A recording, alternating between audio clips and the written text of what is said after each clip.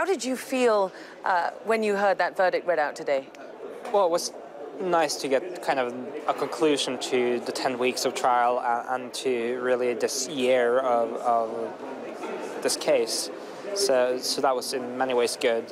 I didn't really care whether he was sane or not, so in that way it didn't really matter, but it was good to kind of get the end. You didn't care whether the verdict was sane or insane, but a lot of people here did care. A lot of people wanted him to be considered sane so that justice could really be done, so there was blame to be attributed, no? Well, justice would have been done anyway. It would have been just it would have been just under the Norwegian legal system to treat him for mental illness if that was what he needed. So under the Norwegian justice system, the result would have been just anyway. I mean, how does it feel for you on this last day of the trial? You've sat through the whole thing, you've heard these appalling crimes read out, you've heard your friends testify against this man. This is the last day. How has that process been for you? How did you feel this morning? How do you feel now?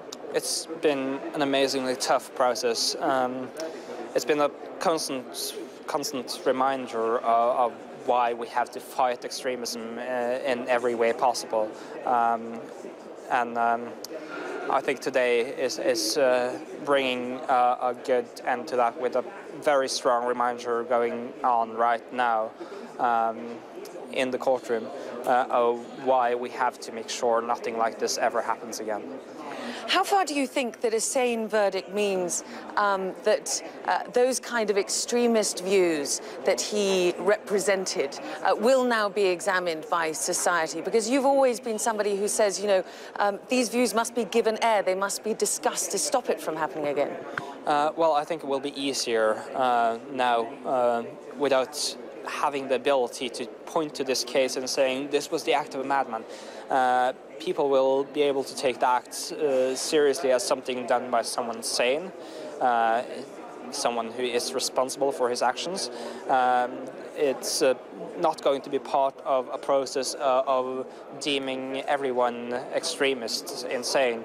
There are extremist people around, they are not insane, and we have to be able to take a proper debate with them. Does it feel now for you as though you can draw a line under what happened and as though you can start moving forward in a different way after the hell of the last 13 months? I don't really think so. This case is going to live strongly with me for the rest of my life, probably.